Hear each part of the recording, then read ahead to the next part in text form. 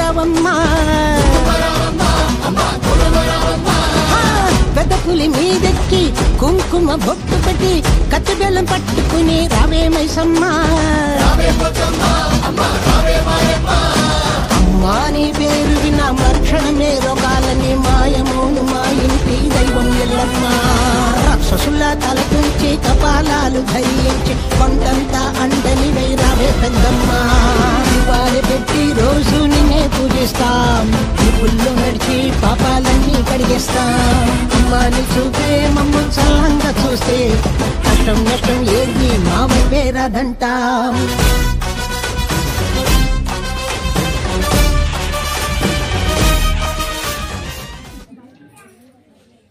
ఓంకారం బిందు సంయుక్తం ఓంకారం శక్తిరూపకం ఓంకారం బుధకం చైవ వకారాయ నమో నమః సర్వవేద సంవేద్యాయ భక్త హృదయాంతర్నివాసినే శ్రీ దుర్గా మహాపీఠాధీశ్వరాయ సద్గురు సమతానందాయ తే నమః. అందరూ ఒకసారి చెప్పండి. పార్వతీ పరమేశ్వర భగవానికి, లక్ష్మీనారాయణ భగవానికి, రాధాకృష్ణ భగవానికి, సీతారామచంద్ర స్వామికి. చాలా సంతోషం. ఈరోజు చాలా కొత్తగా అనిపించింది ఈ కార్యక్రమం. పురుషుడు అనేటువంటి వాడు శారీరకంగా బలవంతుడైనా మానసికంగా బలహీనుడు. స్త్రీమూర్తి శారీరకంగా బలహీనురాలైనా మానసికంగా చాలా బలాన్ని పొందింది. కాబట్టి ఈ రోజు ఆఖరికి మన దేశం స్త్రీమూర్తికి చాలా పెద్ద ప్రాధాన్యత ఇచ్చింది. కాబట్టి భారత మాతగా దీన్ని కీర్తిస్తున్నాం. ఆఖరి మనం ఉండేటువంటి భూమాతని తల్లిగా భావిస్తున్నాం, స్త్రీమూర్తిగా చూస్తున్నాం. స్త్రీ చాలా సమర్థవంతురాలు. అటువంటి పరిస్థితుల్లో పురుషుడి యొక్క జీవితంలో వారికి ఏ సమయానికి ఏ రకమైన ఆలోచన తీసుకోవాలో, వారికి ఒకమైన భరోసా, ఒక రకమైనటువంటి ధైర్యం, ఇవన్నీ ఇవ్వడానికి ఖచ్చితంగా ఒక స్త్రీమూర్తి అవసరం. అందుచేత ఏ దేశంలో మీరు గమనించండి, ఆఖరికి ఇప్పుడు పై దేశాల్లో విదేశాల్లో పెళ్లిళ్ళు కూడా అగ్రిమెంట్లతో ఉంటాయి. ఒక సంవత్సరం ఈ భర్త అయితే ఇంకో సంవత్సరం ఇంకో భర్త మారిపోతుంది కదా. కానీ ఈ దేశం అట్లాంటిది కాదు. ఆఖరికి అర్ధేశ కామేశ మోక్షేశ నాతిచరామి అని చెప్పి చిటికెన మీద పట్టుకొని 7 అడుగులు వేస్తే 7 జన్మల వరకు నువ్వే నాకు భార్యవి, నేనే నీకు భర్తని అని చెప్పి అంత రకమైనటువంటి యొక్క ప్రమాణంతో కూడుకున్నటువంటి జీవితం ఈ భారతదేశం మనకు నేర్పిస్తుంది కదా. ఇవాళ చాలా మంది మనం ఇప్పటి కాలాల్లో గమనిస్తున్నాం, ఏ ఒక్కరిలో కూడా ఒక ధార్మిక జీవనం లేదు, ధర్మం పట్ల అవగాహన లేదు. ఏదో కేవలం ధర్మాధర్మాలు విడిచిపెట్టి ఇష్టాయిష్టాలతో బ్రతకడం మొదలు పెట్టాం. చేస్తుంది మంచా చెడ్డ ఇంకా పట్టింపు లేదు. మనకు అది నచ్చితే చెడైనా మంచి, నచ్చకపోతే మంచి అయినా కూడా చెడే. ఈ రకంగా మనం నిర్ణయాలు తీసుకొని బ్రతుకుతా ఉన్న పరిస్థితుల్లో ఆఖరికి వివాహాన్ని ఎలా చేసుకోవాలో తెలియదు, వివాహం జరిగిన తర్వాత ఏ రకంగా జీవితాన్ని కొనసాగించాలో కూడా తెలియని పరిస్థితుల వల్లే ఆఖరికి పెళ్లి అయ్యి కనీసం సంవత్సరం తిరగక ముందే పెటాకులు అయిపోతున్నాయి ఇవాళ చాలా పరిస్థితి కదా. అది కూడా చాలా సింపుల్ అనమాట. విడాకులు అయిపోయిందంటే చాలా ఈజీగా చెప్పుకోగలుగుతున్నారు. అసలు ప్రపంచాన్ని నడిపించే డబ్బు ధనం అంటారు ఇవాళ అందరూ కూడా. కానీ ప్రపంచం పుట్టింది ఎలాగో తెలుసుకుంటే ఈ రోజు ప్రపంచం నడుస్తుంది ఏదో కూడా మనకు అవగాహన అవుతుంది. ప్రపంచం అంతా పుట్టింది ప్రేమలో. ఈ రోజు మనం కూడా పుట్టింది ఎలా పుట్టాం, ఒక ఇద్దరు తల్లిదండ్రులు వారు ప్రేమగా కలిస్తే ఆ ప్రేమకు ప్రతిరూపాలుగా మనం పుట్టాం. అంటే ప్రేమలో పుట్టిన మనం ప్రేమగా పెరగాలి, ప్రేమగా పోవాలి. అంటే ఖచ్చితంగా ప్రేమ అనేటువంటి పదానికి మనం ఖచ్చితంగా కట్టుబడాలి. ఇంతకీ ప్రేమ అంటే ఏంటి అని అంటే పరమ అనే పదం నుంచి ప్రేమ అనే పదం పుట్టింది. ప్రేమ అంటే ఏంటి అని అంటే ప్రపంచం అంతా ఒక పక్క వేసినా మనం దేన్ని అయితే ఇష్టపడ్డామో దాని దగ్గర ప్రపంచం కూడా తేలిపోవాలి. అంటే అంత గొప్ప స్థితిలో దేన్నైతే ఆలోచిస్తాం అదే నిజంగా ప్రేమ అవుతుంది. నిజంగా ఒక వ్యక్తిని మనం వివాహం చేసుకున్నామనంటే ఇంకా ప్రపంచంలో ఎంతమందిని చూసినా వీరితో సమానం కాదు అనే భావన చాలా మందికి జరుగుతుంది కూడా. Second hand పెళ్లిళ్ళే. ప్రేమ అంటే ఏంటో తెలియదు, ఆకర్షణలు అంటే ఏంటో తెలియదు. తెలియక కాలేజ్ డేస్ లోనో లేకపోతే పెళ్లి అవ్వకముందు ఒకరు ప్రేమిస్తారు. నేను అందుకే మనం ఎక్కడో కాలేజీలో చెప్పాను సరదాగా, డిగ్రీ 3 సంవత్సరాలు కదా. ఫస్ట్ ఇయర్ లో స్టార్టింగ్ లో ప్రేమలో పడ్డారట, పెళ్లి చేసుకున్నారట. రిజిస్టర్ మ్యారేజ్ చేసుకున్న తర్వాత వాళ్ళ ఫ్రెండ్స్ అడిగారట, అది ఇంట్లో చెప్పేయచ్చు కదంటే లేదు, మమ్మల్ని మేము అర్థం చేసుకోవాలి కాబట్టి ముందు ఇప్పుడు పెళ్లి చేసుకున్నాం. 3 సంవత్సరాలు అయిపోయిన తర్వాత అలాగే ఇంటికి వెళ్తాం కదా, అప్పుడు వాళ్ళు ఒప్పుకుంటే ఈ రిజిస్ట్రేషన్ మ్యారేజ్ సర్టిఫికేట్ చింపేస్తాం అని చెప్పి అన్నారట. ఇంకా 3వ సంవత్సరం కంప్లీట్ అయిపోయింది. కంప్లీట్ అయిపోయిన తర్వాత మరి ఏంటి పరిస్థితి ఇద్దరు మాట్లాడుకునేటప్పుడు ఇద్దరి మధ్యలోనే రిజిస్టర్ మ్యారేజ్ సర్టిఫికేట్ ఇప్పించుకొని ఆయమ్మ ఇంటికి ఆయమ్మ ఇవ్వ ఇంటిపోయారట. చూడండి పరిస్థితులు ఇవాళ అలా ఉన్నాయి. అంటే ఒక వ్యక్తిని ఇంకో వ్యక్తి శారీరకంగా కలిస్తేనే మైలు కాదు, మానసికంగా భావించినప్పుడు మైలే. అలా చూస్తే మన ఆలోచనలు ఎంత వక్రంగా ఉన్నాయో కూడా మనం ఈరోజు ఒక్కసారి పునరాలోచన చేసుకోవాలి. ఒక వ్యక్తిని ఇష్టపడి ఆ వ్యక్తులతో ఊహల్లోకి వెళ్ళిపోతాం మనం, ఉంటది కదండి. ఒక వ్యక్తిని ఇష్టపడితే అలా కళ్ళు మూసుకుంటే ఆ వ్యక్తి కనిపించేస్తుంది, బయట మీద తిరుగుతున్నట్టు కనిపిస్తుంది, ఎక్కడెక్కడికో వెళ్ళిపోయామో ఏదేదో జరిగిపోయింది, ఇవన్నీ ఊహలే. అంటే ఏమవుతుంది, మనం ఖచ్చితంగా మైలు పడ్డాం, అపవిత్రమయ్యాం. ఇది కాస్త ఆ సంబంధాలు నిలబడకపోతే బోలా శంకర్ భగవానికి నిశ్శబ్దంగా ఉంటే నా మాట వినిపిస్తుంది. కాలం చాలా విచిత్రమైంది అనమాట. ఒక మనిషి బాగుపడుతున్నాడు అంటే కాలానికి ఇష్టపడదు, కలికాలం కదా. మళ్ళీ ఇప్పుడు చిన్నస్వామి మాటలు వినేసి మీరే బాగుపడిపోతే ఆ కలికాలం గొప్ప కాబట్టి కాలం ఇప్పుడు మనందరినీ పరీక్ష పెడుతుంది. అప్పుడు ఏం చేయాలా, మనం దీక్షగా ఉండగలగా. ఇప్పుడు మైక్ పని చేయకపోయినా పర్వాలేదు, నేను మాట్లాడడానికి సిద్ధం అన్నప్పుడు మీరు వినడానికి సిద్ధంగా ఏమా. ఒకనొక కాలంలో పెళ్లి కూతురు పెళ్లి కొడుకు కనీసం పెళ్లిపేటలకు వచ్చినంత వరకు కూడా ఒకరు తెలియదు. తల్లిదండ్రులు నిర్ణయిస్తే మాత్రమే ఆఖరికి ఆ జీలకర్ర బెల్లం పెట్టినటువంటి సుముహూర్త సమయంలో అటుగా డేరా తీస్తేనే ఒకరు చూసుకునేవారు. ఏమి ఇవాళ తల్లిదండ్రులు నిర్ణయించేటువంటి హక్కులు కూడా లేవు. ఆ పెళ్లి జరిగింది కూడా మనం గమనిస్తే ఎక్కడా కూడా సంస్కృతి సాంప్రదాయాలకి అవకాశమే ఉండదు. సాధారణంగా ఈ వ్యక్తికి ఆ వ్యక్తికి ఇద్దరు వ్యక్తులకి ఎప్పుడైతే ఆ జీలకర్ర బెల్లం తలమే పడుతుందో అప్పుడు మాత్రమే వారిద్దరూ కూడా ఒకటైనట్టు. అంతవరకు కనీసం వారిని ముట్టుకోకూడదు, చూసుకోకూడదు. అందుకనే మీకు ఇవేమంటారు, కాలగోల సంబరం అంటారు చూడండి. ఆ సమయం వరకు కూడా వారిని చూపించరు. కానీ ఇవాళ అదేం లేదు, పెళ్లి జరగకముందే తిరుగులన్నీ తిరిగేస్తారు. ఇంకా దీనికి ముందు ఇంకో దరిద్రం ఏంటంటే రిసెప్షన్ అంట. ఏంటంటే ముందు బుక్ చేసుకోవడం. రిసెప్షన్ అంటే అదే కదంటారు. పెళ్లి వెళ్ళి 1 గంటకి, కానీ 7 గంటలకే ఒకరికొకరు గుసగుసలు ఆడేసుకుంటారు. కింద మా ఎత్తులాడుతాయి, మా నాన్న ఇలాంటి ఈ అమ్మ అడుగుతుంది, కాదు మనం పెళ్లి అయిన తర్వాత ఇంట్లోనే ఉంటామంటే లేదు, నీకు ఇష్టం లేకపోతే వేరే వెళ్ళిపోతాం తప్పితే మా అమ్మ నాన్న కూడా విడిచిపెద్ద అంటాడు మా ఊరు. ఏమండి ఈ మాటలన్నీ ముందే ఆడేసుకొని ఈ విన్న వాళ్ళందరూ ఎరువులు అనమాట, చూసిన వాళ్ళు ఫోటోలందరూ కూడా. ఇలా కాస్త అయిపోతే సాధారణ మీరు బాగా గుర్తుపెట్టుకోండి, శ్రీరాముడికి వివాహం జరిగింది ఎప్పుడు, అభిజిత్ లగ్నంలో 12 గంటల సమయాన్ని. ఈ రోజు ఎవరో ఉదయం పెళ్లి చేసుకోవడానికి ఇష్టపడరు, ముహూర్తాలు ఉంటాయి. కాకపోతే అదేంటంటో తెలియదు. అందరూ రాత్రులు వివాహాలు చేసుకుంటే ఒక పక్క పెళ్లి కూతురు నిద్ర వచ్చాడు, చర్చ తిరిగి అయ్యమ్మంటే అట్టే పొరపాటు మనోడు నిద్ర వచ్చి ఇటుకట్టుకో ఇటు కట్టించాడు. ఇలా మారిపోతే ఇదంతా జరిగింది. సరే మొత్తానికి ఏదైనా కూడా ఆ మాంగళ్య గౌరీ దేవిని ఆరాధన చేసి మాంగళ్య ధారణ చేస్తే ఖచ్చితంగా ఆ వ్యక్తి ఈ వ్యక్తికి జీవిత భాగస్వామి, ఈ వ్యక్తి ఆ వ్యక్తికి భర్త అయింది కదండి. ఇకపోతే ఇప్పుడు ఖచ్చితంగా ఒక ఇంట్లోకి వెళ్ళాలి. ఇల్లు అంటే కూడా మనం ఈరోజు అర్థం తెలుసుకోలేకపోయాం. ఇల్లు అంటే జీవితం అంటే ఏమిటో నేర్పించే పాఠశాల, మన ఆకలి తీర్చే భోజనశాల, సంసార యజ్ఞం చేయడానికి ఒక యాగశాల, ప్రేమాప్యాయతల పర్ణశాల. అందుకే ఇల్లు ఎటువంటిదనంటే తల్లి ఒడి లాంటిది, మనకి మోక్షాన్ని ఇచ్చేటువంటి గర్భ ఒడి లాంటిది. ఇల్లుని అంత పవిత్రంగా మనం చూసుకోగలగాలి. ఈ రోజు ఇంట్లో దేవుడు దీపం పెట్టడం కూడా మన కష్టం కదా. అట్లాంటి పరిస్థితుల్లో ఏం చెప్పాం, ఇల్లు సంసార యజ్ఞానికి ఒక యాగశాల.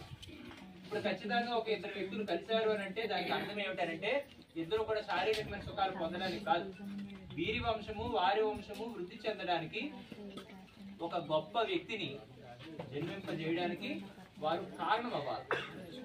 అందుకనే మనం ఏమనుకుంటామనంటే సాధారణంగా సంసారంలో సుఖాన్ని మాత్రమే మనం చూస్తాం. కానీ ఆ సుఖం తర్వాత 9 నెలల తర్వాత ఒక ఆకారం పుడుతుంది. ఆకారం మన ఆలోచనలు తగినట్టుగా ఉండాలి, అది మన వంశాలకి పేరు తేవాలి అని అనుకునే వాళ్ళైతే ఖచ్చితంగా ఏం చేయాలంటే అది ఖచ్చితంగా యజ్ఞం. ఇప్పుడు ఏం చేయాలా, ఎవరైతే గర్భధారాన్ని చేస్తున్నాడో ఆ పురుషుడు ఖచ్చితంగా ఒక రకమైనటువంటి మంచి ఆలోచనకు వచ్చి, నా తల్లిదండ్రులు చాలా మంచివారు, నాకు సంస్కారాన్ని నేర్పారు, అందుకు నాకు పుట్టబోయేటువంటి వారు కూడా అది ఆడపిల్లైనా మగపిల్లైనా ఖచ్చితంగా నన్ను అర్థం చేసుకునేటట్టుగా నాకు తగినట్టుగా నడుచుకుంటూ నా యొక్క వంశం ఏ పేరైతే ఉందో ఆ పేరుని చెడగొట్టకుండా గొప్పవారిగా ఉంటూ ఈ ధర్మానికి, సమాజానికి, దేశానికి కూడా సేవ చేసేటువంటి గొప్పవారు పుట్టాలని చెప్పి ఈ వ్యక్తి ఆ సమయంలో ఆలోచన చేసి గర్భధానం చేస్తే, ఆ స్వీకారం చేసేటువంటి స్త్రీమూర్తి కూడా నాకు పుట్టేటువంటి బిడ్డ నా భర్త ఏం ఆలోచనలు అయితే ఉన్నాడో, నా భర్త ఏం ఆశిస్తున్నాడో అదే రకమైనటువంటి యొక్క ఆలోచన దగ్గరగా ఉండేటువంటి ఒక బిడ్డ పుట్టి మా ఇద్దరి జీవితాలకి కూడా సార్థకతను చేస్తూ, మా ఇద్దరిని కూడా మా శరీరాలు పోయిన తర్వాత కూడా ఈ సమాజం మమ్మల్ని గుర్తు పెట్టుకునేటట్టుగా మా బిడ్డ తయారవ్వాలనేటువంటి గొప్ప ఆలోచన చేస్తే, ఆ రకమైనటువంటి యొక్క ఆలోచనలే రోజు పునరావృతం అయితే, అందుకనే మనకి సినిమాలో పాట ఉంటుంది, మనసులో గుండెల్లో ఏముందో కన్నుల్లో తెలుస్తుంది కదా. ఒకప్పుడు మధ్యతరం పాటలు అయితే మెసేజ్ ఓరియంటెడ్, ఇప్పుడు అలాంటివి కాదు, కోయి కోయిలే అన్ని కోసిడాలే ఏమండి కదా. ఇట్లా ఉన్న పరిస్థితుల్లో ఏమి, ఎప్పుడైతే రోజు ఈ ఆలోచనలు మన బుర్రలో పరిగెడతాయో ఆ రకమైనటువంటి యొక్క మనం ఆహారం తీసుకునే దాంట్లో ఆ యొక్క ప్రతి రక్త బొట్టులో కూడా లోపల బిడ్డకు అది వెళ్ళి పుట్టేవారు సంస్కారవంతులు పుడతారు. ప్రతి వ్యక్తికి కూడా సంపద కంటే సంస్కారం చాలా అవసరమైన విషయాన్ని గుర్తుపెట్టుకోండి. ఈ రోజు మనిషికి సంపదలు ఉన్నాయి కానీ సంస్కారం లేదు. ఈ రోజు జన్మనిచ్చినటువంటి దైవం దగ్గర ఎలా ఉండాలో తెలియదు, జన్మ కారణమైనటువంటి తల్లిదండ్రుల దగ్గర ఎలా ఉండాలో తెలియదు, జన్మ అంటే ఏంటో చెప్పే గురువు దగ్గర ఎలా ఉండాలో తెలియదు, జన్మకు సాకారం చేసే సమాజంలో ఎలా మెసులుకోవాలో తెలియదు. ఏమి ఉండవు కానీ తిన్నామా పడుకున్నామా తెల్లారినటువంటి పరిస్థితుల్లోనే మనం బ్రతుకుతాం. అందువల్ల ఇది చాలా గొప్ప విషయం. మీరు ఎక్కడైనా వినుంటారా, ఖచ్చితంగా వివాహం జరిగిన తర్వాత ఇలా ఉండాలి, ఇలా జీవితాన్ని గడపాలని చెప్పేటువంటి ఒక వ్యవస్థ ఎక్కడైనా మీరు చూసారా? మరి ఈ రోజు భగవంతుడు మీ అందరి తలపైన చేయి పెట్టాడు కాబట్టి ఒక మంచి యొక్క స్థలంలో, ఒక మంచి సమయంలో, ఒక మంచి యొక్క కార్యక్రమం మీ అందరితో జరుగుతుందని అంటే ఇది ఖచ్చితంగా మీ అదృష్టంగానే భావించాలి. అందుకు ఇవాళ మన సమాజంలో గమనిస్తున్నాం, ఏ వ్యక్తుల్లో కూడా ప్రశాంతత లేదు. నిజమేనా? నిజంగా వివాహం జరిగిన తర్వాత అదృష్టం నిజమైనది ఏమిటి అంటే, పిల్లలు పుట్టడం ఒక అదృష్టం అయితే ఆ పిల్లలు మనల్ని అర్థం చేసుకొని మన యొక్క ఆలోచనల దగ్గరగా ఉంటూ మన యొక్క వంశం యొక్క కీర్తిని పెంచేవారుగా ఉంటూ మనల్ని ఇబ్బంది పెట్టకుండా మనకు చెడ్డ పేరు లేకుండా ఉండగలిగే పరిస్థితి వస్తే అప్పుడు ఖచ్చితంగా మనం నిజమైన అదృష్టవంతులుగా గుర్తింపుపోతాం. ఈరోజు చాలా మంది తల్లిదండ్రులకి అదృష్టాలు లేవు. ఎందుకు? వారు ఎంతసేపు కూడా సంపాదించడం, యాంత్రికమైన జీవితాలు గడపడమే తప్పితే పిల్లల్ని సంస్కారవంతులుగా తయారు చేసే కార్యక్రమాలు ఈరోజు ఎక్కడా లేవు. ఒకప్పుడు కాలంలో కరాగ్రే వస్తే లక్ష్మి, కరమధ్యే సరస్వతి, కరమూలే స్థితే గౌరి, ప్రభాతే కరదర్శనం అని చెప్పేటువంటి గొప్ప యొక్క విధానం ఈ దేశంలో ఉండేది. కరాగ్రే వస్తే లక్ష్మి, ఈ అగ్రస్థానంలో లక్ష్మీదే ఉంటది, మధ్యలో సరస్వతే ఉంటది, ఈ మణికట్లో శక్తి గౌరీదే ఉంటది. కాబట్టి నా కష్టాన్ని నేను నమ్ముకుంటే నాది యొక్క జీవితం ఈ 24 గంటల్లో 3 పూటలు నా కడుపు నిండుతుంది అనే నమ్మకాన్ని మనిషి గుర్తు చేసుకోవడానికి ఒకప్పుడు మన తల్లిదండ్రులు పాతకాలంలో అది చెప్తే, ఈ రోజు అది కాదట. కరాగ్రే వస్తే వాట్సాప్, కరమధ్యే ఫేస్బుక్, కరమూలే స్థితే మెసెంజర్, ప్రభాతే మొబైల్ ఫోన్ దర్శనం. నిజమేనా? ఉదయం లెగిసిన తర్వాత చాలా మందికి ఒక మంచి అలవాటు ఉండేది. ఒకప్పట్లో పందిరి మంచాలు ఉండేది. పందిరి మంచంలో ఎదురుగా అద్దం ఉండేది. ఎందుకు? లెగిసి రాగానే బాబు ముఖం బాబు, అమ్మ ఒక అమ్మే చూస్తుంది, ఇంకెవరి ముఖాలు చూసేదానికి ఉండదు. ఎందుకంట పొరపాటున ఇంట్లోనే ఎవరో ముఖం చూసిన తర్వాత ఆ రోజు అమంగళం జరిగిపోయింది అనుకో, ఉదయం ఏడలాగా చూశాను అని చెప్పి వాళ్ళ మీద తోసాను. అది కీలు ముఖాలు వీళ్ళే చూసుకున్నాను, వీళ్ళే తిట్టుకోవడం తప్పితే ఇంకేం మారుతుంది. ఇప్పుడు ఆ పందిరి మంచాలు కట్ కదా, ఇప్పుడు పందిరి మంచాలు కట్ అయిపోయి సరే ఎక్కడైనా ఆ మంచానికి దగ్గరలోనైనా దేవుడు ఫోటోలు పెట్టుకుంటారంటే ఈ మధ్య చాలా మందికి ఒక అలవాటు అయిపోయింది. ప్రజల యొక్క వీక్నెస్, ప్రజల యొక్క సెంటిమెంట్, జాతకాలు, జ్యోతిష్యాలు పెట్టుకొని సుఖంగా సుఖమరిపోయి బ్రతకడం చాలా మందికి అలవాటు. బెడ్రూమ్ లో దేవుడు ఫోటోలే ఉండకూడదు. నిజమేనండి? ఏమంటే ఇది చేసిన దేవుడు చూసేస్తున్నాడు. ఒక్కసారి ఆలోచించండి, మీరు నమ్మడానికి చెప్పిన ఒక్కసారి మెదడు పెట్టి ఆలోచిద్దాం. అసలు దేవుడు ఎక్కడున్నాడు అనే ప్రశ్న వేసుకుంటే, అహం వైశ్వ నరోభూత ప్రాణినాం దేహమాశ్రిత, జీవులందరి శ్వాసగా నేనే ఉన్నాను భగవంతుడు చెప్పాడండి. గదుల్లోని ఫోటోగా వద్దు, మరి శరీరంలో శ్వాస తీసేద్దాం బయటికి. ఏమండి, అసలు భగవంతుడు లేనిది ఒక్క అణువైనా ఉందా ఈ ప్రపంచం? బెడ్రూమ్ లోనైనా కూడా భగవంతుడు ఉండగలిగితే, ప్రతి ఒక్క ఆలోచనలో కూడా ఆ భగవంతుడు మన బుర్రలో రాగలిగితే, మన యొక్క గుణాలు, నేను అందుకనే నిన్న నాకు అజ్మీర్ నుంచి కొంతమంది నా తల కట్టుకునే తలపాగాలు, అత్తర్లు, బాటిల్ పట్టుకొచ్చి, స్వామి ఈ అత్తర్ బాటిల్ 1000 రూపాయలు స్వామి, ఇది 800 స్వామి, నేను ఇదే వాడుతున్నాను స్వామి, చాలా బాగుంది స్వామి అంటే నేను అప్పుడు మాట నాకు గుర్తొచ్చింది. అది ఇవాళ మీకు చెప్పడానికి కూడా పనికొస్తుంది. మనిషి సుగంధాలు పూసుకొని బ్రతకూడదు, సద్గుణాలతో బ్రతకాలి. ఏం బ్రతకాలా? సుగంధాలు మీరు ఎన్ని సెంట్లు రాసుకోండి, దాన్ని ఎవడో గుర్తించు. కానీ సద్గుణంతో, మంచితనంతో సాటి వ్యక్తి యొక్క మనసును అర్థం చేసుకోగలిగే పరిస్థితిలో మనం ఉంటే ఖచ్చితంగా దాన్ని ప్రతి ఒక్కరు గుర్తిస్తారు. ఇవన్నీ తెలుసుకోవాలంటే ఏం చేయాలా? ఒక ఫోటోలో ఒక శివ పార్వతులు కనిపించారు అనుకో, పార్వతి అమ్మవారు చాలా ధనికురాలు. ఏమండి,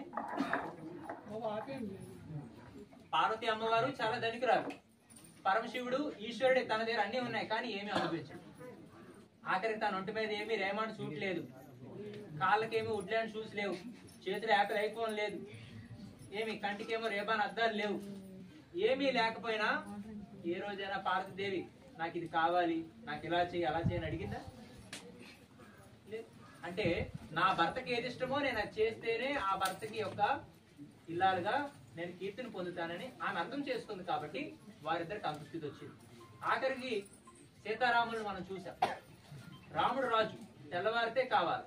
ఆఖరికి పినతల్లి మాట కోసం కన్నతండ్రి ఏమో అడవులకు వెళ్ళానంటే వెళ్ళిపోయాడు. వెళ్ళిపోతున్నప్పుడు మరి నా పరిస్థితి ఏంటి అని అడిగితే, ఏమీ లేదు సీత, నేను 14 సంవత్సరాలు అడవులకు వెళ్తాను, ఈ లోపు నువ్వు పుట్టింటికి వెళ్ళానంటే ఎంత తేలిగ్గా చెప్పారు మీరు. నేను ఎంత సుకుమారంగా పెరిగినా, నేను ఎంత కోమలాంగినైనా, నా తండ్రి నీ చేతిలో పెట్టేటప్పుడు వస్తే నీ భర్తతో రా, చేస్తే నీ భర్తతో శాపం చెప్పిన తల్లిదండ్రులు చెప్పారు. అందుకు నీ కష్టంలోనైనా సుఖంలోనైనా నేను భాగస్వామిని పొందుతానని చెప్పి ఆఖరి తను కూడా భర్త వెనక అది వెళ్ళింది. ఎన్నో కష్టాలు పడ్డారు. కష్టాలంతా పడిన తర్వాత మళ్ళీ తిరిగి ఒకటయ్యారు. 9 నెలలు రావణాసుడి దగ్గర సీతమ్మ వారు ఉంది. అంత మాత్రం చేత రాముడు ఇంకొక జాయింట్ అకౌంట్ పెట్టుకోలేదు. రాజు కావాలంటే ఎన్నైనా చెయ్యొచ్చు. ఇవాళ భార్యల్ని టార్చర్ గా చూసే భర్తలు తయారయ్యారు. కొంతమంది భార్యలు నిజంగా టార్చర్ లాగే తయారయ్యారు.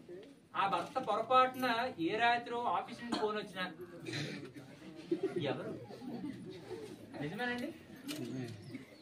ఇవాళ ఇంకొక అలవాటు, ఫోన్లు చూస్తారు. ఏమండి, ఏం చూస్తారు? ఫోన్లు చూస్తారు. ఈ పాస్వర్డ్ ఏంటి చెప్పు, ఈయన చెప్పనండి, ఉదయం ప్యాకప్, మా కన్నోరింటికి వెళ్ళిపోతారు. ఏటమ్మా తల్లి అడుగుతుంది. ఈ తల్లుడు అలాగే తయారయ్యారు. కూతురు ఒకటి విడిచిపెట్టడం ఇష్టం ఉండదు.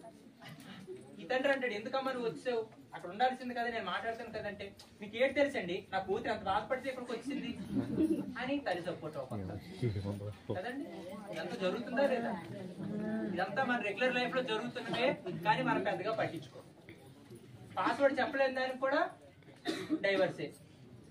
కానీ బాగా గుర్తుపెట్టుకోండి, నిజంగా ఒక వ్యక్తి మీద ఇంకో వ్యక్తి నమ్మకాలు ఉంటే ఫోన్ చెక్ చేసుకోవాల్సిన పనులు, అనుమానించాల్సిన పనులు అక్కర్లా.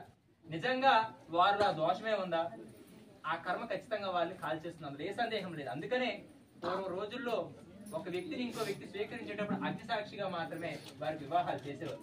ఈ రోజు అది కష్టం. అడ్డమాన ఖర్చులన్నీ పెడతారు తప్పితే ఆ సాంప్రదాయబద్ధంగా వివాహాలు చేసుకోవడం కష్టం. ఆఖరికి పెళ్లి చేసేటువంటి అయ్యగారుల మీద కూడా వికార వేసాలు. నిజమేనా? అంతా కూడా రెడీమేడ్, అంతా కూడా వీరికి బ్రాండెడ్ కావాలి. ఏది వేసుకున్న బట్టలు, చేసే పనులు. కానీ అక్కడ పెళ్లి మాత్రం అంతా రెడీమేడే, ఆ క్షణానికి.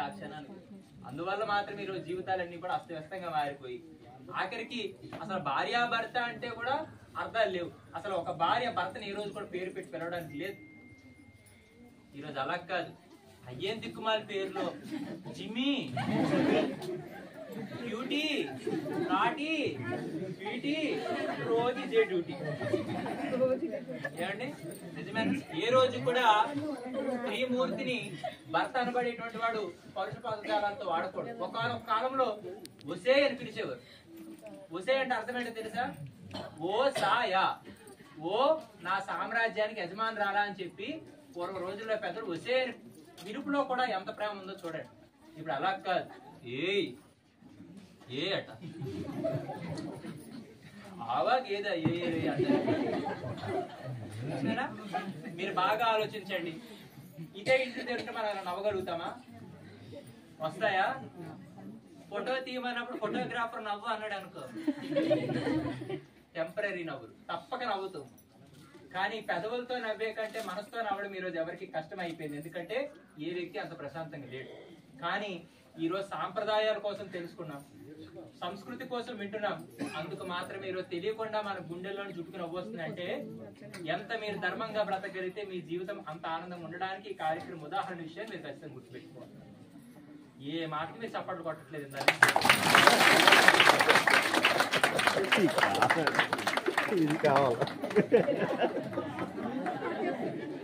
నేను ఇందాక వసే అన్నప్పుడు కొడతారేమో ఇంకో మాట, అంటే మీకు తెలియంది లేదు తెలిసిందైనా రిపీట్ చేసినప్పుడు కొడతారేమో చూస్తే పాపం మేము దేనికి వచ్చాము, ఈ వ్యక్తి దేనికి వచ్చాడు, మాకెందుకు డాన్స్ లేదా? మీరు ఒకటి ఆలోచించండి. నాకు స్వామి మీరు కార్యక్రమాన్ని రావాలి అని చెప్పి మా ఆనంద్ గారు గట్టి అడిగేటప్పుడు ఖచ్చితంగా వస్తానన్న. రూట్ మ్యాప్ ఏదో పెట్టారు, బయలుదేరాం. ఆఖరికి మేము వచ్చిన రోడ్డు ఎలా ఉంది తెలుసా? ఒక ఇద్దరు వ్యక్తులు నడిస్తే కూడా కష్టం. అది ఏ రోడ్డో తెలియదు. ఆ గూగుల్ అమ్మ తల్లి మమ్మల్ని అలా తీసుకొచ్చి ఆఖరికి అయితే మీరు బండి చూడండి, బయట ఉంది పార్కింగ్ లో మొత్తం గీతలే. అయినా కూడా నేను అనుకున్నాను ఇది ఏదో కొండ ప్రాంతమేమో, మారుమూల ప్రాంతం అనుకున్నాను. నిజంగా ఆ పరిస్థితి నిజంగా చూస్తే వెనక్కి తిరిగి వెళ్ళిపోవాలి. వెనక్కి తిరగడానికి కూడా అది రివర్స్ దారి ఒకటే అనిపించింది. సరే ఏం జరిగితే జరగని. ఆఖరికి పిల్లలు అయితే ఏడ్చాం, ఇలాంటి రోడ్లోకి వచ్చాం, కనీసం రివర్స్ చేసుకోవడానికి కూడా ప్లేస్ లేదు, మన అతి గతి గచ్చింత లేకుండా అయిపోయామంటే మనం ఎంత కష్టపడినా చూద్దాం అక్కడికి వెళ్తే ఏం జరుగుతుంది అనుకున్నాను. కానీ మిమ్మల్ని అందరినీ చూసిన ఆ కష్టాన్ని అంతా మర్చిపోయిందండి. దాన్ని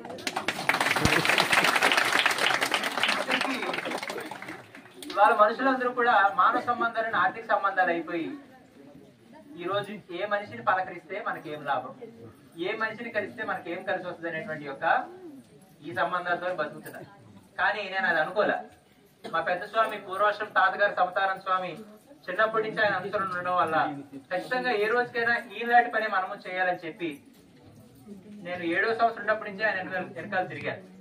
ఒక సినిమా తెలియదు, షికారు తెలియదు, ఆటపాటలు లేవు. ఆఖరి క్రికెట్ బ్యాట్ పడుకుని ఆయన పాపం నాకు లేదు. అర్థమైందా? 2014లో నేను ఆపద్ధర్మ సన్యాసంకి వచ్చాను. 2018లో సంపూర్ణ సన్యాసం తీసుకొని ఈ రోజు ఆఖరికి 30 సంవత్సరాలు ఆ పీఠానికి గాని ఇంతవరకు నాకు గాని 3-4 ఫోన్లు ఉన్నాయి తప్పితే ఫోన్ పేరు లేవంటే అర్థం చేసుకోండి. ఆ డబ్బు అనేటువంటిది మనిషిని చాలా విచ్ఛిన్నం చేసేస్తుంది. కాబట్టి దానికోసం కూడా పట్టించుకోకుండా ఈ రోజు రాత్రి పగళ్ళు కూడా ఇలా ఎవరు ఎక్కడ పిలిచినా కూడా ఖచ్చితంగా వెళ్తూ వారికి 2 మంచి మాటలు చెప్తుంటే మీరందరూ కూడా ఇంతసేపు నవ్వే ప్రతి నవ్వు కూడా ఎన్ని లక్షల కోట్లు ఇచ్చినా కూడా నాకు ఆ తృప్తి రాదు. నేను అంత తృప్తిని పొందుతాను. ఆఖరికి సన్యాసం అంటేనే సర్వసంగ పరిత్యాగం. ఆవేళనే మాకు మేము పిండం పెట్టుకొని మా మొలతాడిని అప్పుడే తెచ్చుకొని ఈ యొక్క భూమి సాక్షిగా, ఆకాశం సాక్షిగా, అగ్ని సాక్షిగా, దైవం సాక్షిగా మేము సన్యాసులం అయిపోయామని నిర్ణయం తీసుకున్నప్పటికీ ఈ రోజుకి ఎంత తెగింపో తెలుసా? 2022లోనే నా కోసం ఒక సమాధి రెడీ చేసుకొని పీఠంలో పెట్టుకున్నాను.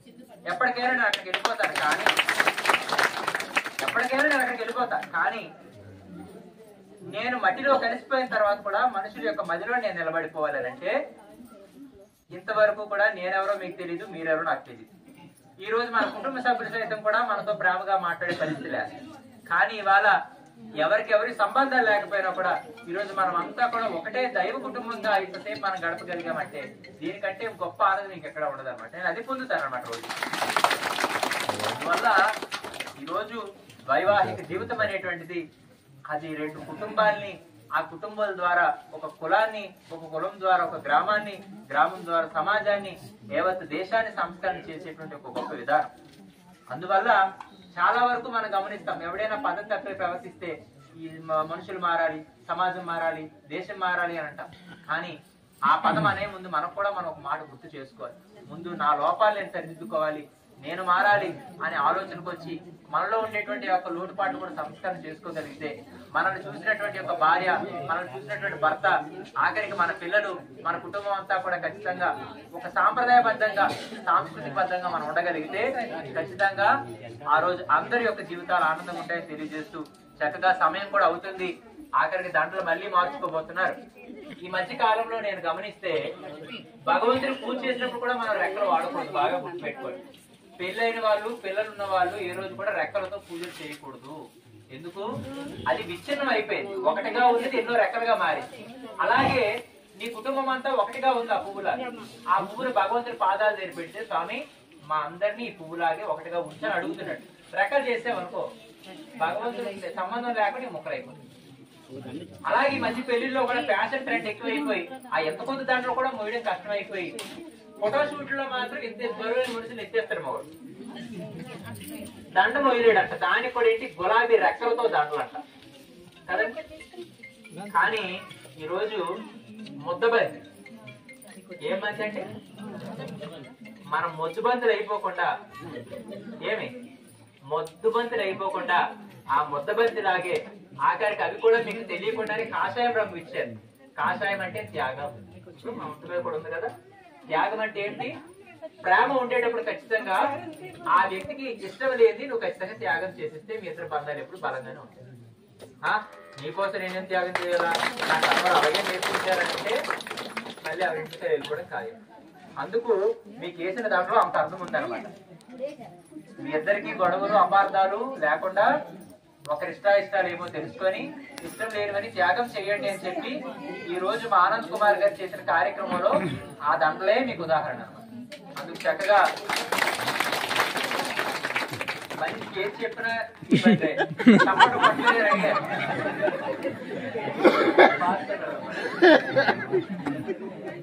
అందుకు చక్కగా మీ అందరికీ కూడా ఆ భగవంతుడు ఎల్లకాలము కూడా మిమ్మల్ని ఆశీర్వదించుగాక. మీ అందరి జీవితాలు 3 పువ్వులు అర్థం తెలుసా? చెప్పండి. అందరికి 3 పువ్వులు 6 కాయలు తెలుసట. చెప్తాను వినండి. మనకి ఎన్ని కాలాలండి కదండి? 3 కాలాలు. ఎన్ని ఋతువులు కదా? అంటే 3 పువ్వులు 6 కాయలు అంటే ఒక కాలానికి 2 ఋతువులు. ఎలాగో మీరు ఒకటి అనుకుంటే 2 మంచి ఫలితాలు వచ్చేటట్టుగా ఈ సంవత్సరం అంతా నడవాలి అని చెప్పి సంవత్సరం అంతా కూడా నీ జీవితం ఆనందంగా ఉంటుందాక అని చెప్పడమే 3 పువ్వులు 6 కాయలు. అర్థమైందా? ఇప్పుడు మళ్ళీ కొట్టలేదు చూడు.